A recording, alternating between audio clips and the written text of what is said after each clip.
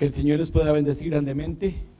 Reciban los saludos de los miembros de la división latinoamericana, los pastores representantes de Venezuela, Brasil, Perú y Guatemala, que son los miembros del comité de nuestra división. También reciban los saludos de la Unión Ecuatoriana, donde tuve la oportunidad de visitar más o menos unas 6-7 iglesias, y ellos mandan muchos saludos para todos ustedes. También en sí la actividad, que fue una actividad bastante fuerte, donde la exposición de la música se hizo presente como una manera importante que tiene que ser superada dentro de nuestra iglesia. Así que, hermanos, se hizo una exposición a nivel del mundo y 3 escuelas estuvieron involucradas. La presentación fue pública, hubieron maestras, profesoras, algunos integrantes del gobierno local y una gran cantidad pues, de jóvenes, ¿verdad?, oyendo lo que fue el concierto de música sacra.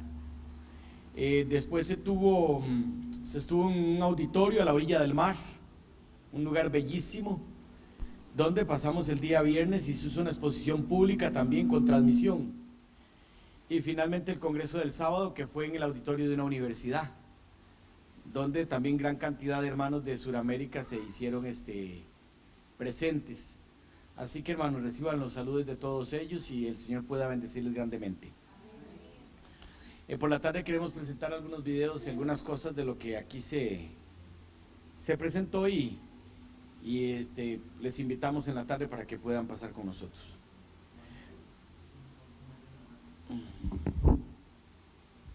Bueno, hermanos, vamos a iniciar el sermón de esta mañana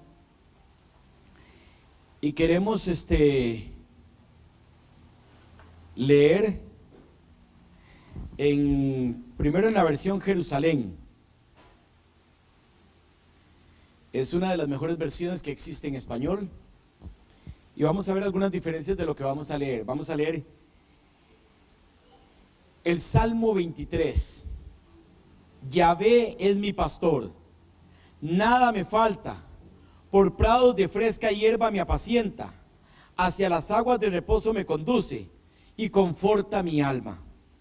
Me guía por senderos de justicia, en gracia de su nombre. Aunque pase por el valle tenebroso, ningún mal temeré, porque tú vas conmigo. Tu vara y tu cayado, ellos me sosiegan. Tú preparas ante mí una mesa frente a mis adversarios, unges con óleo mi cabeza, rebosante está mi copa. Si dicha y gracia me acompañarán todos los días de mi vida, y mi morada será en la casa de Yahvé a lo largo de los días. Queremos ver la versión textual, la última traducción que fue hecha en español, y esa resta de la siguiente manera: Yahvé es mi pastor, nada me falta. En lugares de tiernos pastizales me hace descansar.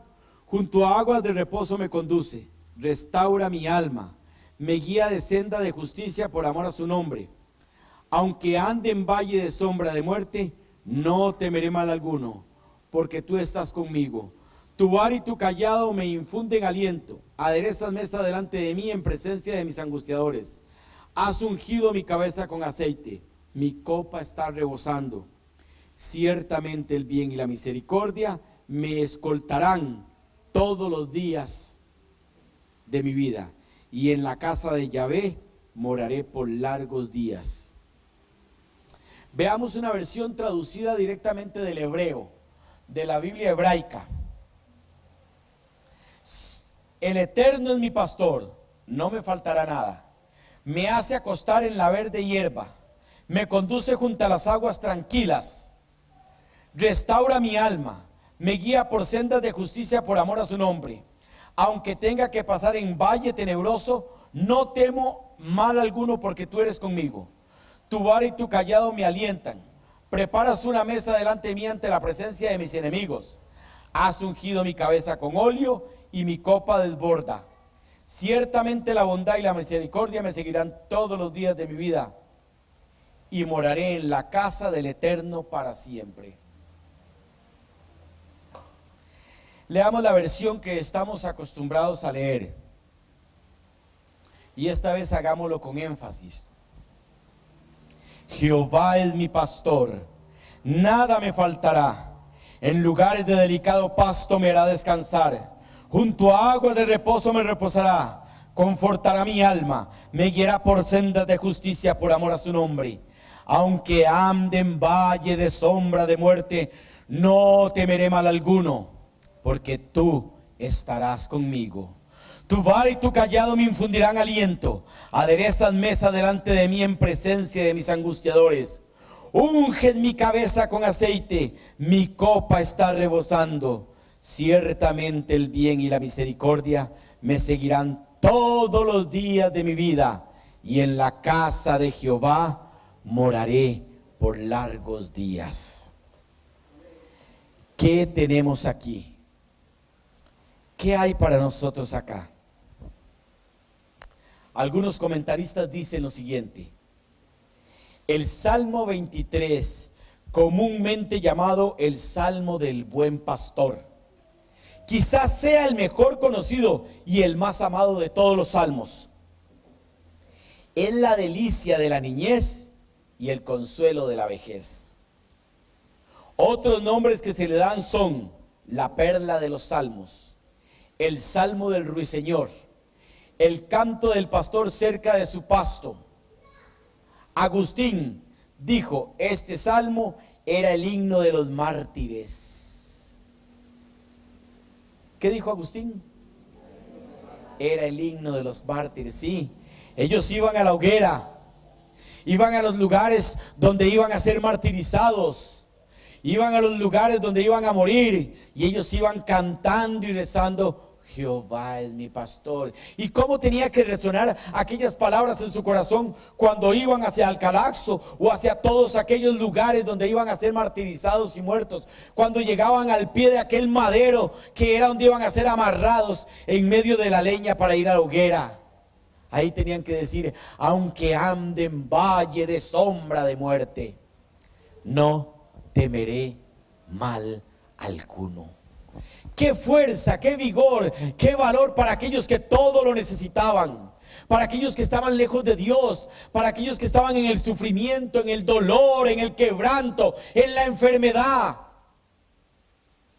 Cualquier cosa que no venga de Dios es pasar por esta tierra por el valle de sombra de muerte. Es pasar por un lugar tenebroso, es pasar por un lugar espantoso. La vida está llena de estos lugares. Y eso dijo San Agustín,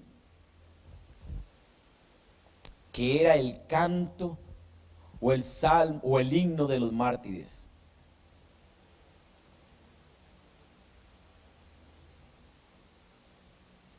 Se han compuesto cantidad de poemas y himnos sobre este tema que sobre cualquier otro salmo. Contiene un mensaje para la gente de todas las épocas, pero es más que el salmo del buen pastor. No solo describe al tierno pastor que guía a su rebaño al descanso y lo alimenta en lugares delicados pastos, junto a sus aguas de reposo, y los protege de los peligros del desierto, sino que además se esfuerza en el retrato del amable, el anfitrión que proporciona alimento en abundancia y solicita atención a su invitado. El salmo termina con una confesión de absoluta confianza en Jehová, quien guiará a sus hijos como en amor por la vida y los recibirá como invitados suyos hasta el fin de todos los días. El poema se divide en 3 estrofas. Las 2 primeras describen el amor, la amorosa conducción y la protección del pastor. La tercera presenta la hospitalidad proporcionada por un anfitrión. El Salmo 23, no hay eco alguno de nacionalismo. Su alcance es universal. No hay duda de que las experiencias de David como pastor en los escarpados cerros de Judea y más tarde como anfitrión real en la opulencia de la corte de la ciudad capital, lo prepararon para escribir este dulcísimo trozo lírico que ha quedado grabado en los corazones de todos los seres humanos. El libro del Salmo tiene 4 escritores distintos. Por eso ustedes van a ver que Salmo se divide en libro 1, libro 2, libro 3 y libro 4. El Salmo 19 está dividido en todas las letras del alfabeto griego en orden, formando un acróstico de amor, de paz y de buena voluntad. Pero el Salmo 23 es un canto especial, es un canto de confianza y fue escrito directamente por el rey David. 4 escritores escribieron el libro de Salmos, no fue solo David. Pero este salmo especialmente es escrito por el rey David. Un salmo hermoso, donde dice: el Señor es mi pastor, nada me faltará. Nos enseña a pertenecer completamente a Dios, no solo porque Él nos creó, sino porque también nos redimió. No solo porque Él nos salvó, sino porque también nos amó y dio todo lo que el cielo tenía. Este salmo nos reclama a nosotros. Somos la posesión directa del Señor. Somos la posesión directa de un creador. Según la Biblia, Dios ha puesto una marca de nosotros y un sello en nosotros. Y a través de la historia hubieron muchos pastores. El primer pastor fue ¿quién en esta tierra? ¿Quién fue el primer pastor? Abel, que finalmente por ser un buen pastor muere. Como buen pastor aprendió que el sacrificio perfecto que tenía que ser puesto delante de Dios, ¿qué era? Era un cordero. Y Caín no quiso presentar un cordero. Abel presentó un cordero y eso le costó la muerte. El segundo pastor que tenemos en la Biblia lo encontramos en Génesis 4:20 y era Jabal. Se dedicó al pastoreo. Tenemos a Abraham como pastor, era un millonariazo. Tenemos a Lot, un segundo millonario, tenían cantidad de ovejas, eran millonarios para su época. Isaac fue también pastor, igual que su padre y su tío. ¿Y se enamoró de quién? De una pastorcita. Raquel era pastora, cuidaba las ovejas de su padre. Y Jacob llega a conquistar a la pastora y después se hace ¿qué cosa? Se hace pastor. Raquel era una hermosa mujer, era una mujer bella, y Jacob llega y se enamora de ella y pide trabajo. Labán, su suegro, era pastor. Los hijos de Israel, los 12 patriarcas, llegaron a ser pastores, especialmente los 10 primeros. Las hijas de Jetro, donde Moisés halló su esposa, donde según las costumbres danzaron alrededor de él para que escogiera, y él escogió a Sétura. Eran pastoras, cuidaban ovejas. Moisés se casó con una pastora. Qué importante en un hombre es la vida de una mujer, porque después Moisés llegó a ¿qué cosa? A pastorear al pueblo de Israel. Poco sabía los escritores de la Biblia, poco sabía un Abraham, poco sabía un Jacob, poco sabía un Isaac, que basado a la gran travesía y a las grandes costumbres que se darían bajo esta profesión o bajo este oficio de pastor, se escribiría el salmo más bello de seguridad, más grande de amor para el ser humano. David también sería pastor. Usías sería pastor. Los recabitas serían pastores. Y finalmente Dios y Jesús serían los grandes pastores de esta tierra. Pastores recibieron a Cristo en su nacimiento, ¿cierto o no?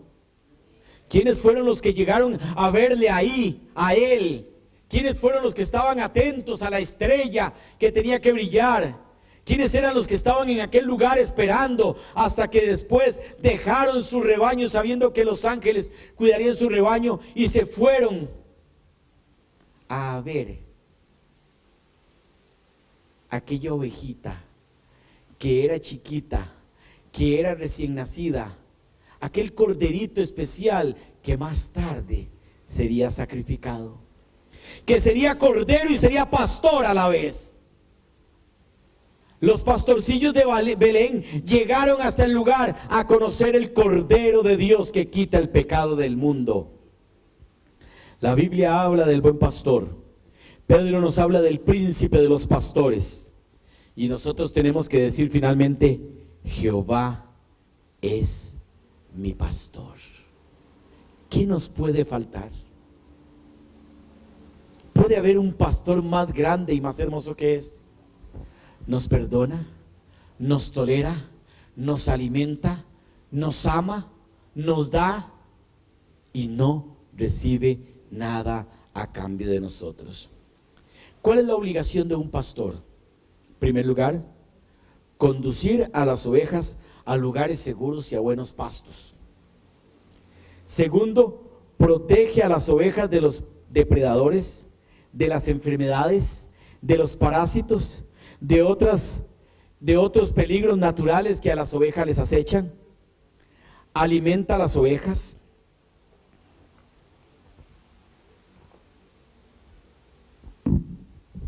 Retira las plantas venenosas, les provee follaje de ramas. Cuida de los corderos débiles y enfermos. Disciplina a las ovejas descarriadas y busca a las ovejas perdidas. Protege a las ovejas de los campos de labranza y de los cultivos. Evita el pastoreo excesivo. Y Jesús en su lección, ¿qué hizo? Jesús dio una gran lección. Jesús llamó a los discípulos, a 12 discípulos que sería su rebaño. Ahí pastorearía a los 12 pastores que darían inicio a la iglesia cristiana a la que pertenecemos hasta el día de hoy. Jesús llamaría a 12 pastores, amonestando. El gran pastor alimentaría a la gran multitud. El gran pastor cuidaría enfermos y sanaría. Resucitaría muertos. El gran pastor reprendería con amor a sus discípulos, los guiaría a cuidar a un pueblo y les enseñaría estatutos sencillos y fáciles de poder aprender.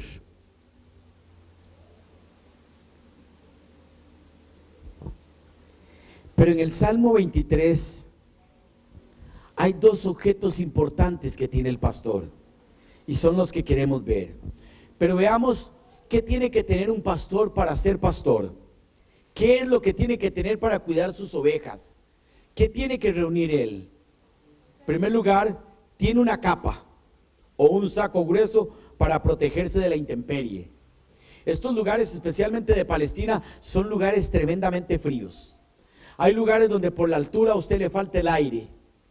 Yo llegué ahora de Guayaquil, que es un lugar calientísimo, y nos trasladamos hasta Quito, que es una temperatura, es una de las ciudades más altas del mundo, porque la más alta es Bolivia, La Paz.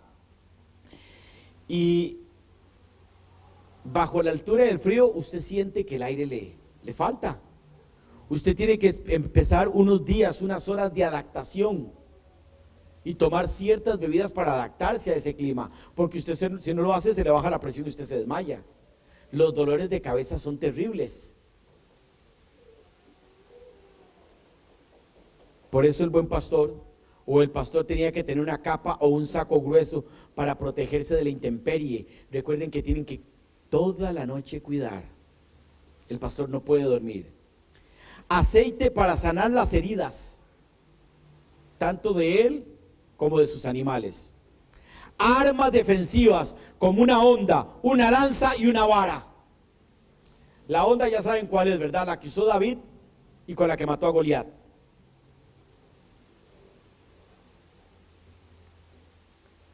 Una lanza es con una punta y una vara. Es un cabo de palo que sirve para golpear y para defenderse. Un cayado es el báculo con una curvatura que sirve no solo en señal de autoridad para que las ovejas la vean, sino le sirve para caminar y para arriar también a las ovejas. El báculo tiene muchas labores y muchas formas. Un instrumento musical como una flauta, un arpa para pasar el tiempo y para también poder dar una música dulce a sus ovejas. Y el pastor necesita también de esto. Necesita su Biblia, necesita su himnario, necesita el cuidado protector para sus ovejas, necesita tener paciencia, porque hay unas ovejitas que son muy malcriadas y patean muy duro, y hay patadas de ovejas que duelen demasiado, pero no se puede agarrar el báculo y castigarles.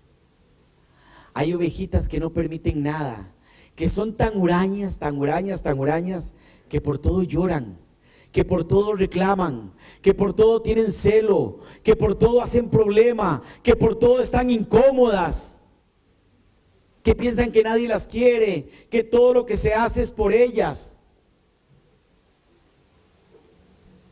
Cuando nosotros tuvimos una noche aquí durmiendo la oveja y el cabrito que trajimos para la presentación del año pasado, ¿saben cuál nos dio más problemas?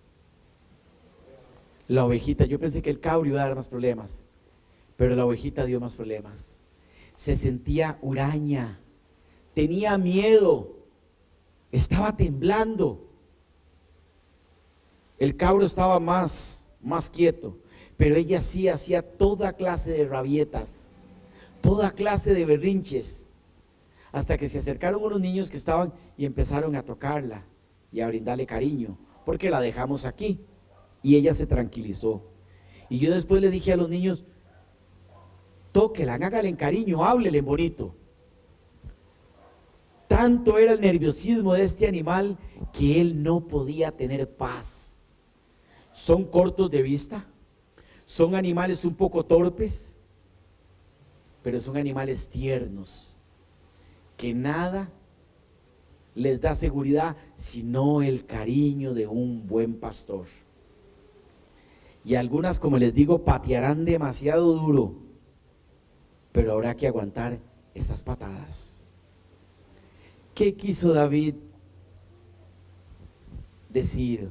¿O qué quiso Dios decir cuando dijo: yo soy el buen pastor? El buen pastor su vida da por las ovejas. Dios fue el pastor de Israel. Dios nombró líderes para pastorear en tiempo de Ezequiel. Moisés y David fueron pastores que comenzaron su misión pastoreando. La naturaleza salvadora de los líderes empieza con el buen trato que dé a los demás. Los profetas, muchos de ellos fueron pastores. Oseas era un pastor, Abdías era pastor, pero Cristo es el pastor por excelencia, de acuerdo a la Biblia. Los ancianos de la iglesia son pastores. Los directores de esta iglesia son pastores. Cristo encarga a sus discípulos una tarea de pastorear a su iglesia. Jesús se refirió a sí mismo como el buen pastor. El Nuevo Testamento nos describe como ovejas, y Salmos dice que somos ovejas de su prado. Muchos de los acontecimientos especiales fueron dados bajo el pastoreo que se dio a un pueblo. Pero preguntamos: ¿cómo debe ser el cuidado que se da a cada uno de nosotros? ¿Somos realmente los pastores que Dios ama y que Dios quiere? ¿Cuál es la obligación de un pastor? ¿Hemos cumplido con las figuras paternas de lo que habla un pastor? Pero hay una parte del Salmo que es con la que queremos terminar. Tu vara y tu cayado me infundirán aliento. Aderezarás mesa delante de mí en presencia de mis angustiadores. Ungiste mi cabeza con óleo o aceite, mi copa estará rebosando. Este salmo nos promete felicidad, nos promete tranquilidad, nos promete paz. Si queremos vivir la vida amargada es porque ya queremos ser amargados. Si queremos complicarnos es porque queremos complicarnos nosotros mismos. Pero se nos ha dado el camino para ser felices, porque se dice que Dios es nuestro pastor. La vara la usó Moisés, se convirtió en una serpiente y de nuevo en una vara. La utilizó para las plagas. Con ella se tocó el mar rojo y se tocó primero el Nilo y se hizo en sangre. Con ella se tocó el mar rojo y se dividió en una gran columna donde el pueblo de Israel pasó siendo pastoreado por Moisés. Y cuando los enemigos vinieron, la vara se volvió a tocar y el agua cayó sobre aquellos enemigos, protegiendo a las ovejas. Una vara protege. Esta vara hizo brotar agua en el desierto. ¿Se acuerdan? Cuando se tocó la roca y el agua vertió en un momento que el pueblo de Israel tenía sed y pensaba que iba a morir de sed. Esta vara reverdeció en tiempo de Aarón, probando que Aarón tenía el legítimo ministerio. La vara de Jonatán, el hijo de Saúl, fue hundida en la miel para poder probar la miel. Es un instrumento de disciplina. La vara de Dios, la vara del opresor. Israel como herencia recibió una vara. Siria fue la vara que castigó a Israel. Y el Mesías fue golpeado con una vara en su cara. Se le golpeó y se le golpeó una y otra vez hasta que sus mejillas empezaron a inflamarse. Y después de ser golpeado con esa vara y ser azotado y sufrir ese pastor por nosotros, su barba fue mecida. Mecer la barba es jalar la barba. Hasta que después de aquel rostro inflamado bajo el peso del golpe de la vara, aquel rostro sangró. Eso es una vara. Pero finalmente vendrá el Mesías y regirá con vara de hierro a todas las naciones. Y entonces el hombre sabrá quién es Dios, sabrá quién es Jesús, y toda esta pesadilla habrá terminado. Y finalmente el cayado lo usó Jacob. Es una posesión, es un símbolo de confianza. Con el cayado Jacob fue a todo lugar. Con el cayado Jacob subía montañas. Con el cayado Jacob separaba las ovejas. Con el cayado Jacob se sentía firme. En el cayado podía descansar en medio de su trabajo, en medio de su quebranto. Jacob lo primero que buscaba era su cayado. Ahí había confianza. Dios le había dado un cayado. Se le dio un cayado a Judá. Se le llamó báculo y se le dijo el báculo de Jehová. El pacto señalado para Judá bajo un báculo o un cayado.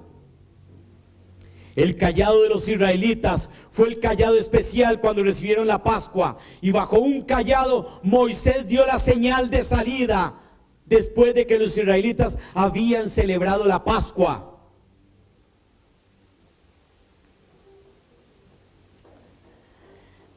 Balaán usó un cayado y lo usó mal porque golpeó al asna. Y el ángel que estaba en el asna le habló y le dijo: ¿por qué me has golpeado? Balaán abusó del cayado, abusó de la autoridad. También se puede abusar del báculo y del cayado. El báculo del ángel sirvió para presentar autoridad ante las naciones. En muchas oportunidades los ángeles se presentaron con un báculo y era señal de autoridad y señal de castigo. Finalmente David usó un cayado. Benaías usó un cayado. Eliseo usó un cayado. Y en Zacarías se muestra un cayado y un báculo, símbolo del nacimiento del Mesías, símbolo de autoridad. ¿Por qué razón? ¿Por qué lo tenemos así? Por una simple razón. El Señor es mi pastor, nada me faltará. En lugares de delicados pastos me hará descansar. Junto a aguas tranquilas de reposo me conducirá. Él restaurará mi alma.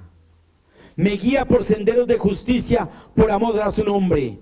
Aunque pase en el valle de la sombra de muerte, no temeré mal alguno, porque tú estarás conmigo. Tu vara y tu cayado me infundirán aliento. Tú prepararás mesa delante de mí en presencia de mis angustiadores. Ungirás mi cabeza, mi copa estará como un rebozo. Ciertamente el bien y la misericordia, el báculo y el cayado me seguirán todos los días de mi vida, y en la casa de Jehová moraré por largos días. ¿Puede haber una promesa más grande para su pueblo? ¿Puede haberla? La salvación está en nosotros. De nosotros está si queremos salvarnos. Que el Señor nos bendiga. Amén.